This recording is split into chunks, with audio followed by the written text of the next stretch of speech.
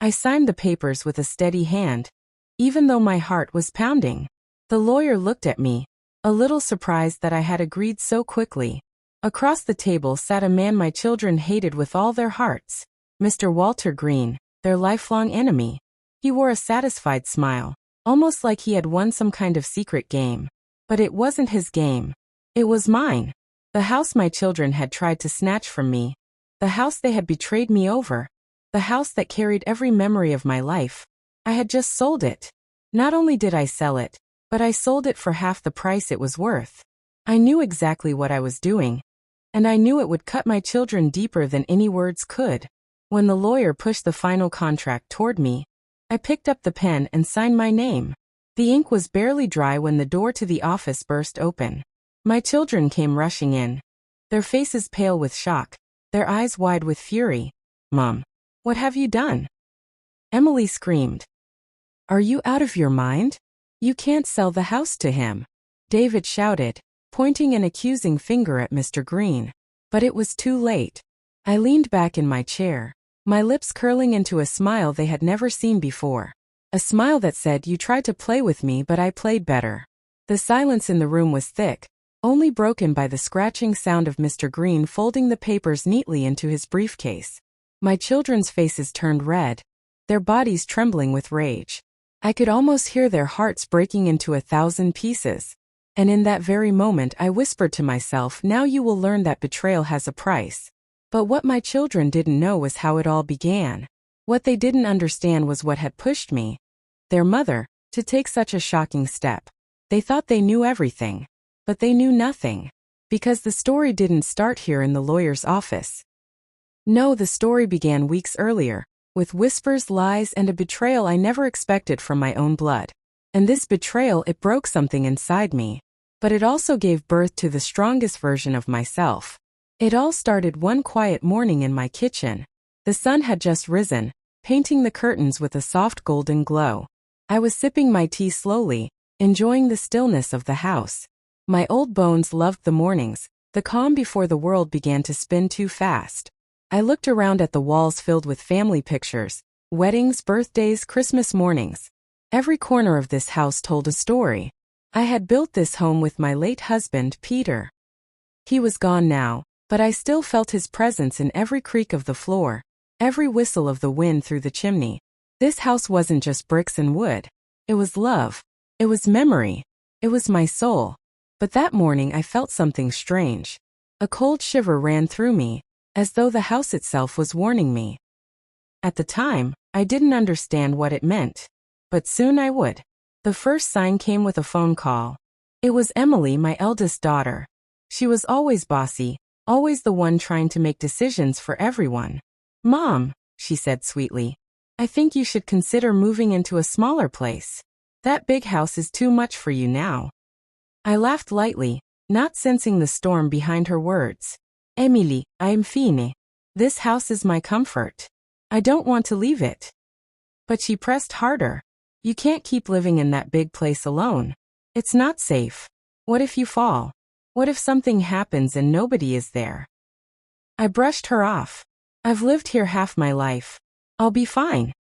But Emily didn't drop it. And soon David, my son, joined her voice. And then Anna, my youngest, too. One by one, they all started saying the same thing. Like a chorus. Like a plan. "Mom, it's time to sell the house. Mom, you need to think about the future. Mom, you can't handle it anymore." At first, I thought they were just worried about me. But then little pieces of truth began to slip out. Words they didn't mean to say. Secrets they thought I wouldn't catch. And one evening, I heard it with my own ears. I had walked quietly into the living room where Emily and David were talking. They didn't know I was standing just behind the door. "If we sell the house, we can finally pay off our debts," David whispered. Emily nodded. "Exactly. She doesn't need it anymore. She'll be fine in a small apartment. But that house, it's worth a fortune. Imagine what we could do with that money." My heart stopped. I pressed my hand against my chest, trying to keep from crying out. My children weren't worried about me. They weren't thinking about my safety. They were thinking about money. They were thinking about themselves. That night as I lay in bed, Tears streaming down my cheeks, something inside me shifted. I had raised them with love. I had sacrificed everything for them. And this was how they repaid me? I could hear Peter's voice in my head, calm and strong. Don't let them take everything, Margaret. Don't let them betray you and walk away with your soul. I closed my eyes, and in that moment I made a promise. If my children wanted war, they would get it. They thought I was weak. They thought I was old. They thought they could trick me. But they were about to learn the biggest lesson of their lives. And that lesson began the day I walked into Mr. Walter Green's office. Mr. Green was the last person my children would expect me to trust. He was a wealthy man, a businessman who had fought with my children for years. He had beaten them in deals, crushed their pride and exposed their flaws. They hated him with every drop of their blood. And that's why I chose him.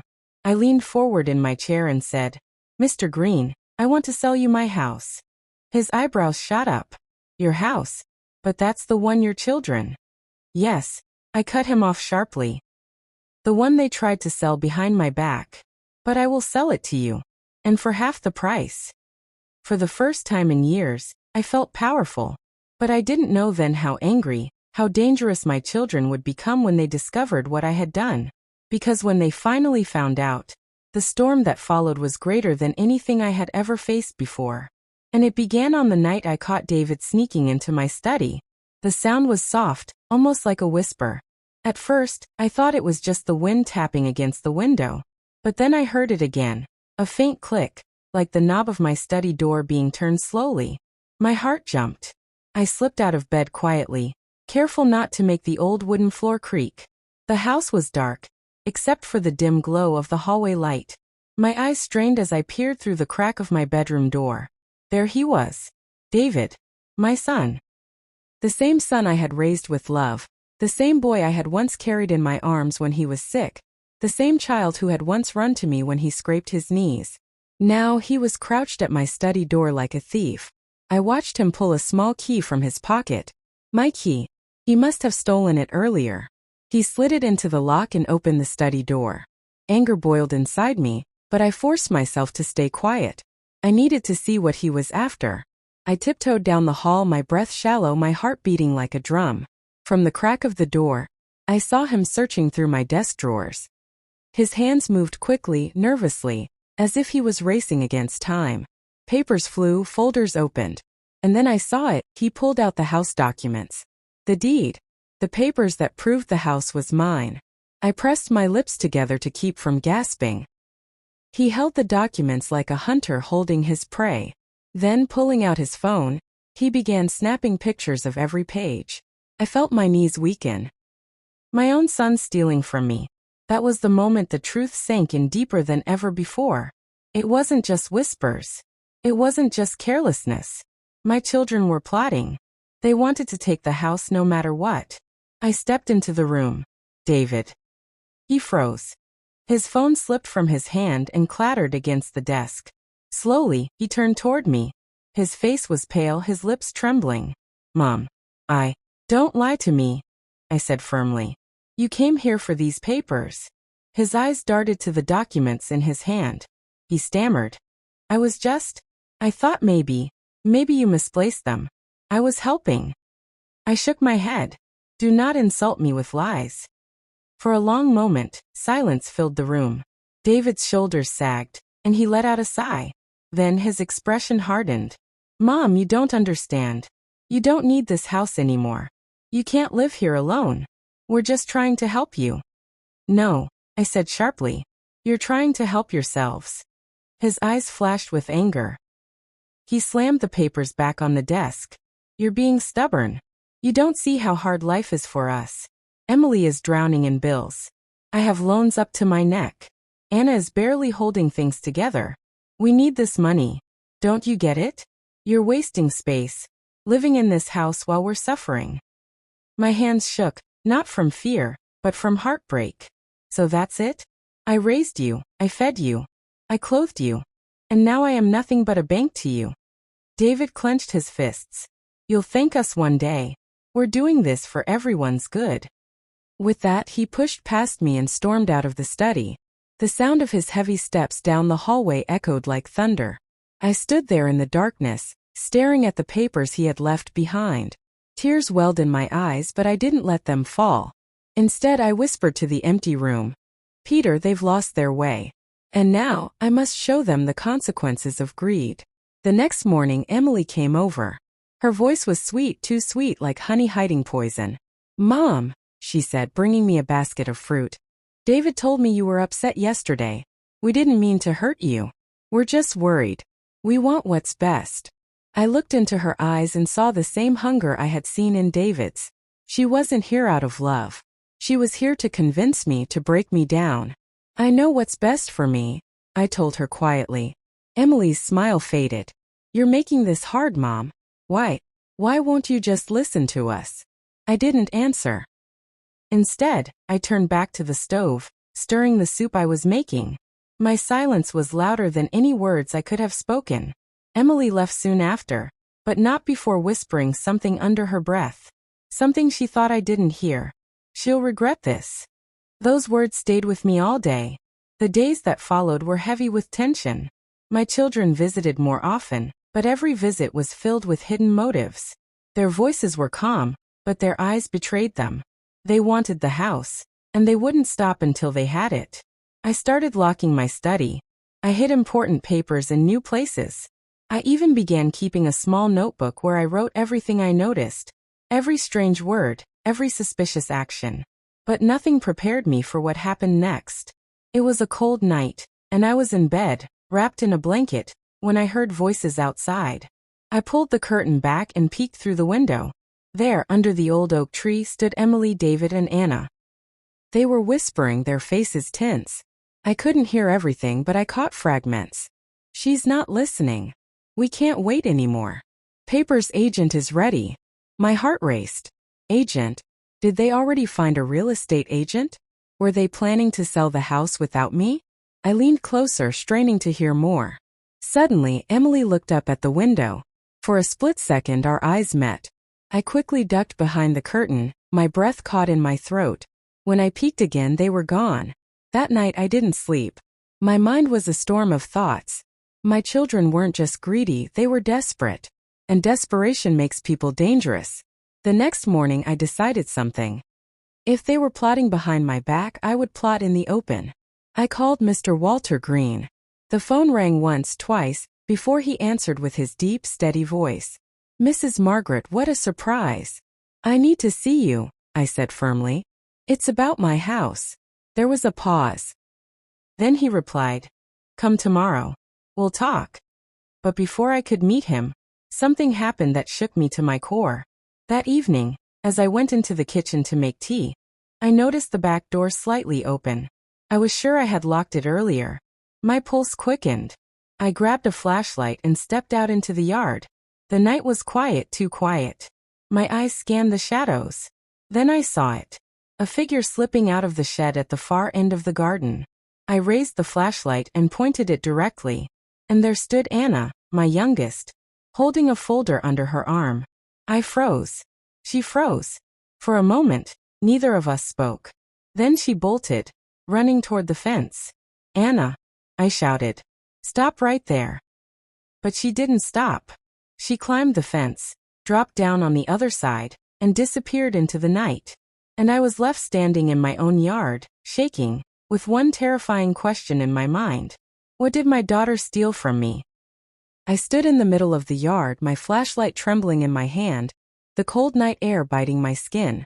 My youngest daughter, sweet Anna, the one I thought had the softest heart, had just run off into the darkness with something that belonged to me. The folder under her arm. I didn't know what was inside, but I knew it had to be important. My shed was where I kept old boxes, storage containers, and a few locked drawers. What could she possibly want from there? I wanted to chase her. My feet even moved a little, but my knees gave way, and I sank onto the garden bench instead. At my age, running into the night after a grown woman wasn't possible. So I sat there, staring at the fence she had disappeared behind, my chest rising and falling with heavy breaths. "Anna," I whispered. "Why you too?" For a long time I didn't move. The moon shone down, the wind rattled the leaves, and the silence felt like a cruel joke. I thought back to the little girl Anna used to be. The one who cried whenever she lost her doll, the one who always promised, "I'll take care of you when you're old, Mama." And now she was stealing from me. That night I couldn't sleep. My mind was restless. I sat in the study going through every drawer, every shelf, every file, trying to figure out what she had taken. And then I found it. In the corner drawer, hidden under some old bills, was an empty space. A folder was missing. The insurance papers. The folder Anna had stolen contained information about the house insurance, my will, and bank details. My heart sank. Why would she need those? I pressed my hand against my forehead. The truth was clear. They weren't just trying to push me out of the house. They were preparing to take everything. If they controlled the will, if they knew the details of the insurance, they could twist the story, change the papers, maybe even claim ownership when I was gone. That thought sent chills down my spine. I whispered to myself, "They are not waiting for me to die. They are planning ahead." The next day, Anna came to visit as if nothing had happened. She sat at the table smiling, helping me peel potatoes. I looked at her hands. They were steady, calm, but I knew what those hands had done. "Anna," I said slowly, "were you here last night?" She blinked, feigning innocence. "Here?" No, Mama. I was at home. I placed the knife down on the table and leaned closer. "I saw you, Anna. In the yard. With my folder." Her smile faded instantly. Her lips parted, but no words came out. Then she looked down, ashamed, before muttering, "I only wanted to make sure things were safe." "Safe for who?" I demanded. Her eyes lifted to meet mine, and for the first time I saw desperation there. Not anger, not greed, desperation. "For us, Mama," she whispered. "You don't understand. Emily says if we don't act now, everything will collapse. David is drowning in debt. She's scared. I'm scared too. Please don't make this harder." Tears welled in my eyes, but I didn't let them fall. "You think betrayal will save you? You think stealing from your own mother will bring you peace? Anna, greed never saves anyone. It only destroys." She looked away, silent, ashamed. I realized then that Anna wasn't the leader. She was the follower. Emily was pulling the strings, and David was the muscle. Anna was just being dragged along, too weak to resist. But weakness could be just as dangerous as malice. That afternoon, I made up my mind. Enough was enough. I walked to the small desk in my bedroom, pulled out my old address book, and flipped to the page with Walter Green's number. I dialed it with shaking hands. He answered quickly. "Mrs. Margaret." "I'm ready," I said, my voice steady. "Tomorrow I will bring the house documents. Let's talk." There was a pause. Then he said, "I'll be waiting." I hung up the phone, my heart racing. For the first time in weeks, I felt like I had some control. But my children were watching me closely. They could sense I was slipping from their hands. And desperate people, they act recklessly. That evening, Emily stormed into the house unannounced. "Mom, we need to talk," she snapped, not even bothering to greet me. I set down the teacup in my hand and looked at her calmly. "What is it this time?" She crossed her arms. "I know you've been speaking with Walter Green." Her words hit me like a slap. How did she know? I narrowed my eyes. "And if I have?" Emily slammed her hand on the table. "He is the last person you should deal with. He has ruined our lives, humiliated us. If you sell to him, you're not just losing your house, you're betraying us." I laughed bitterly. "Betrayal? You dare talk to me about betrayal? After all you've done?" Emily's face twisted with rage. "You're old, Mom. You don't think straight anymore. We're trying to save you from yourself." "No," I said firmly. "You're trying to save yourselves. Don't confuse the two." For a moment we stared at each other, the air heavy with anger. Then she leaned forward and hissed, "If you sell to him, don't expect us to ever forgive you." She grabbed her coat and stormed out, slamming the door so hard the walls shook. I sat there in silence, trembling, but inside me a fire burned brighter than ever. If they wanted war, they would have it. The next day I prepared the documents. I placed them neatly in a brown envelope, tucked it under my arm, and got ready to leave for Walter Green's office. But as I stepped outside, I noticed something strange. My car tires were flat. All 4 of them. I gasped. My hands trembled as I bent down to touch the rubber. Each tire had been slashed. Not punctured by accident, slashed. The message was clear. Someone didn't want me leaving that house. My children were no longer just whispering and plotting. They were ready to fight dirty. And I stood there in the driveway, clutching the envelope tightly, realizing that the real battle had just begun. I stood frozen in the driveway, staring at the slashed tires. The morning sun was just beginning to rise, but to me the whole world felt dark. My children had crossed a line. "Peter," I whispered to the wind. "They're no longer just greedy. They're dangerous."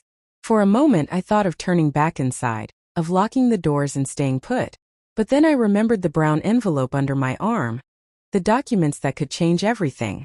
I couldn't let them win. So I straightened my back, wiped my trembling hands against my dress, and muttered to myself, "If they think this will stop me, they don't know who their mother is." I went back into the house and picked up the phone. "Good morning, Margaret," said a warm voice on the other end. It was Mr. Harris, an old neighbor who had known me for decades. He used to help Peter fix things around the house. "Harris," I said quickly, lowering my voice. "I need a ride. Right away. Can you drive me into town?" "Of course," he said without hesitation. "What's wrong?" I hesitated. Should I tell him? Should I share my shame, the betrayal of my own children? No, not yet. Not until I was ready. "Just an errand," I said. "But it's urgent." Within 20 minutes, he was at my door with his truck. I carried the envelope carefully, like it was treasure, and climbed inside. As we drove, I kept glancing behind us, half expecting one of my children to appear, chasing us down. But the road was empty, only the whisper of the wind through the trees. At Walter Green's office, I felt the tension in my chest ease slightly. His secretary led me into the room, and there he was, tall, stern, but with a surprising gentleness in his eyes when he looked at me. "Mrs. Margaret," he said, standing to shake my hand. "I was worried you might not come." I smiled faintly. I almost didn't. I handed him the envelope. "These are the papers. But before we talk about prices, I want you to understand something. I'm not selling because I need money. I'm selling because my children betrayed me, and I want them to feel the weight of that betrayal." Walter Green raised an eyebrow, then nodded slowly. "I see. So this is not just business, it's personal." "Very personal," I said firmly. He studied me for a moment, then leaned back in his chair. "Your children will hate you for this." I met his gaze without flinching. "They already do."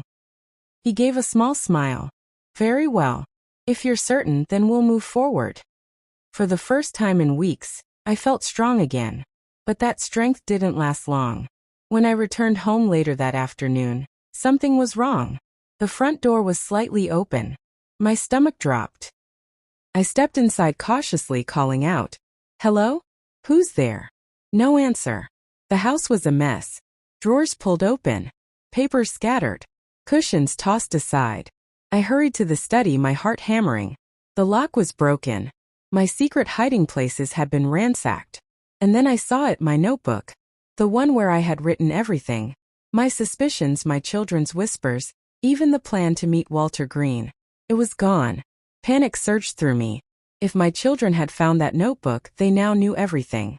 I staggered back against the wall, my breathing uneven. No, no, no, no. Suddenly I heard footsteps upstairs. Slow, heavy footsteps. I froze. Someone was still in the house. The footsteps creaked above me. Slow, heavy, careless. I pressed my back against the wall, every muscle in my body tight. My children had broken into my home, turned my safe place into a battlefield. And now one of them was upstairs, bold enough to linger even while I was inside. For a moment I thought of calling the police. But then I froze. What would I even tell them? That my own child had broken into my house to steal from me? What kind of mother makes that call? My hand shook, but I refused to let fear win. I straightened my back, picked up the heavy walking stick leaning against the wall, and climbed the stairs slowly, each step creaking under my weight. The hallway upstairs was dim, shadows stretching across the floor. The footsteps grew louder. I followed the sound until I reached my bedroom door. It was half open. I pushed it gently, and there he was, David. He was crouched over my dresser, rummaging through my jewelry box. Bracelets, rings, even Peter's old watch, all scattered across the floor. David! My voice cracked like thunder. He jerked his head up, his eyes wide. For a moment he looked like a little boy caught stealing cookies. But then his expression hardened and he stood tall, his jaw clenched. "Mom," he said, his voice low. "You weren't supposed to see this." My grip on the walking stick tightened. "What are you doing in my room? What else do you want from me?" He stepped closer, his face twisted with frustration. "You've left us no choice. You won't listen. You won't understand. You're clinging to this house like it's your life, and it's ruining us." Tears welled in my eyes, but I refused to let them fall. "Ruining you?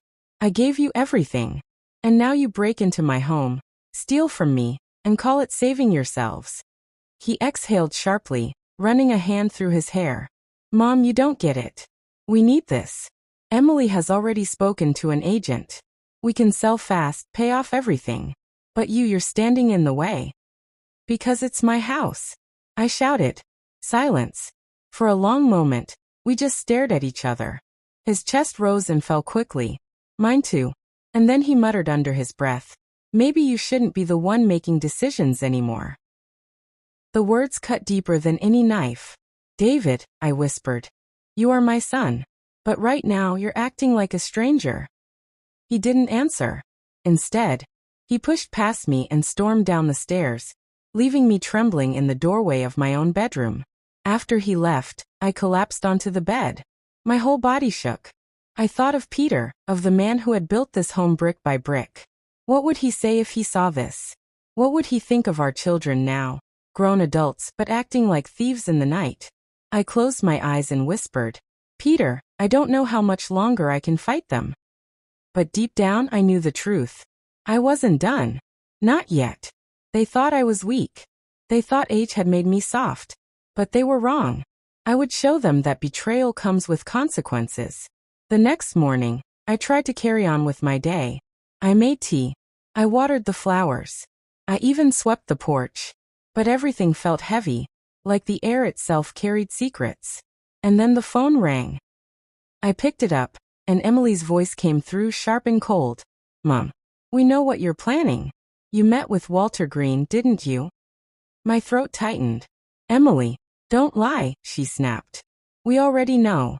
Anna saw you leave his office. Do you have any idea what you've done? Do you even realize who that man is?" I steadied my voice. "I know exactly who he is. And I also know who you are. My children. My betrayers." There was silence on the other end. Then Emily hissed, "If you go through with this, don't call us your children anymore." The line went dead. I stood there holding the phone, my hand trembling, my heart breaking all over again. By evening, I noticed something unusual. A black car parked across the street. It had been there all afternoon, the same car, the same spot. At first, I thought it was coincidence. But then when I stepped onto the porch, the car engine started, and it slowly rolled away.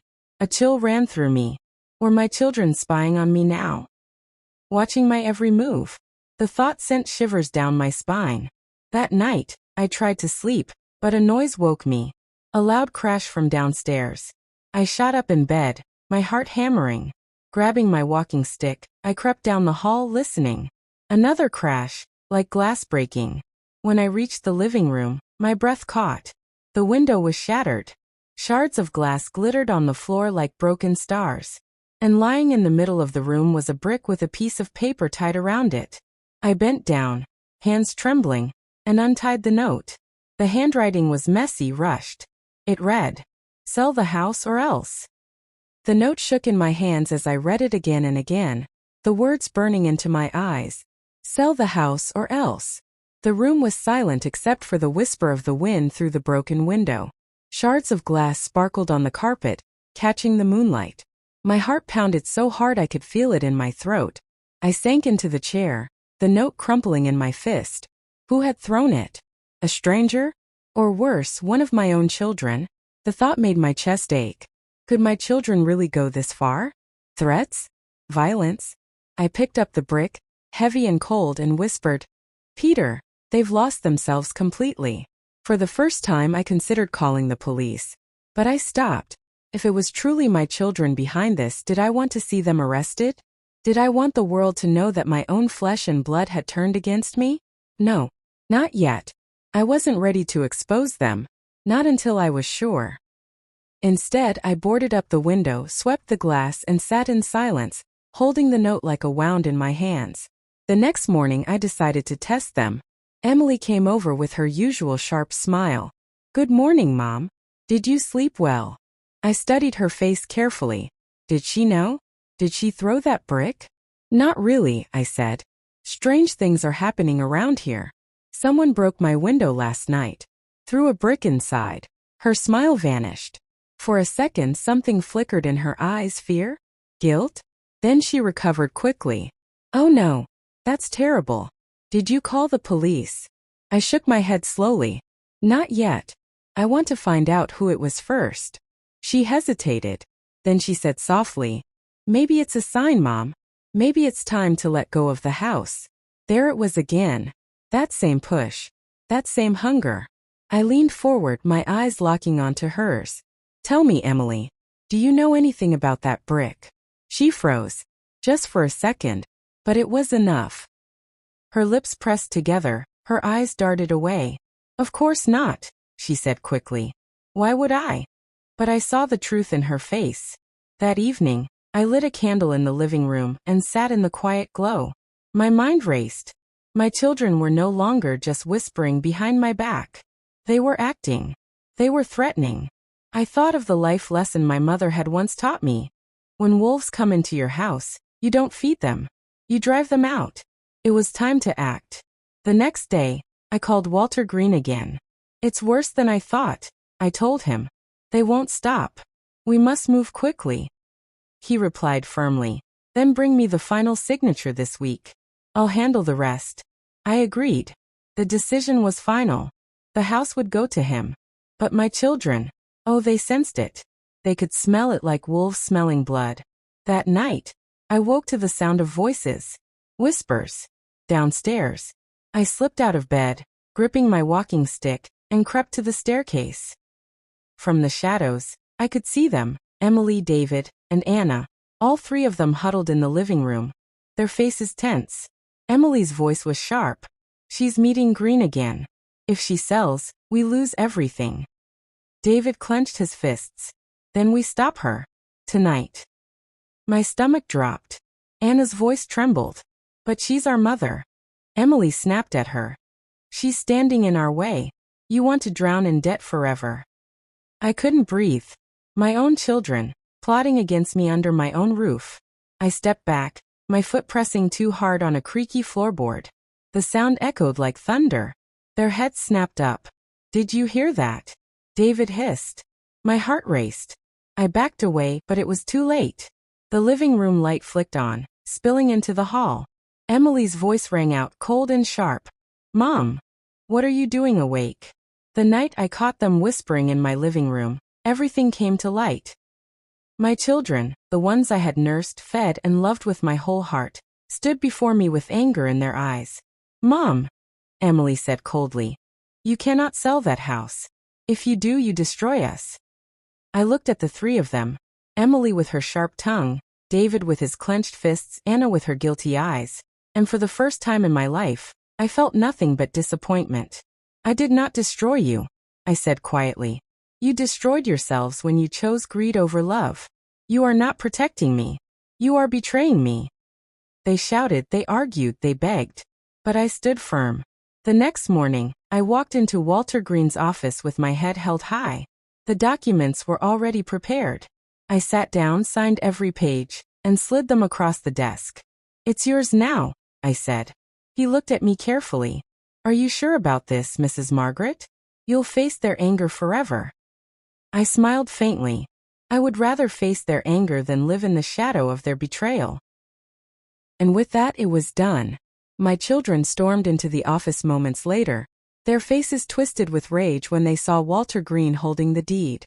"You sold it to him?" Emily screamed. "Yes," I replied calmly. "And for half the price. Because no amount of money will ever heal the wound you left in me." But watching you choke on your own hatred? That is my last laugh. The room went silent. My children's mouths hung open, their eyes wide with shock. Walter Green only gave me a small nod of respect. I stood up, picked up my bag and walked past my children without another word. That night, I sat in my new little apartment. It was small, quiet, nothing compared to the grand house I had left behind. But for the first time in a long time I felt free. I looked at a picture of Peter on the nightstand and whispered, I kept my promise. I didn't let them take our home. I let it go on my terms. A tear rolled down my cheek, but this time it wasn't from sadness. It was from strength. Life lesson. Family is not measured by blood alone. It is measured by love, respect, and loyalty. Betrayal can come from the people closest to us, but strength comes from standing firm in what is right. And sometimes the greatest victory is not in keeping what others try to take, but in showing them they can never truly control you. I lost a house that day, but I gained my freedom. And that, my dear, was the sweetest last laugh of all.